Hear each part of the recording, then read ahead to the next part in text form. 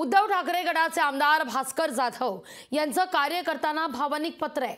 10 मार्चला एकत्र येऊया असं आवाहन भास्कर जाधव या पत्राच्या मार्फत करतायत। मला तुमच्याशी काही बोलायचंय असं भास्कर जाधव यांचं म्हणणं आहे। आमदार भास्कर जाधवांची कार्यकर्त्यांना ही भावनिक साथ आहे। चिपळूणमध्ये कार्यकर्त्यांना एकत्र येण्याचं आवाहन भास्कर जाधव यांनी केलेलं आहे।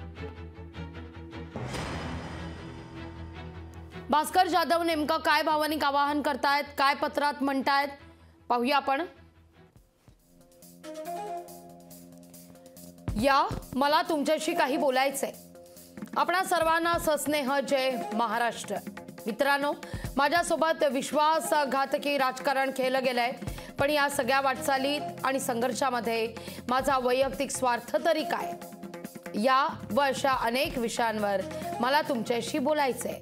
मनात काही खंत आहे त्याही उघड करायच्या आहेत। यातून हेतू एकच आहे, शिवसेना भगवा पुन्हा एकदा डौलांना फडकवायचा आहे। सहकारी मित्रांनो, महिला भगिनींनो, तर मग रविवारी दिनांक 10 मार्चला सकाळी 11 वाजता आपण सर्वांनी बांदल हायस्कूल चिपळूण इथे एकत्र येऊया, आपल्या मनातलं बोलूया आणि प्रेमानं 2 घास एकत्र खाऊया।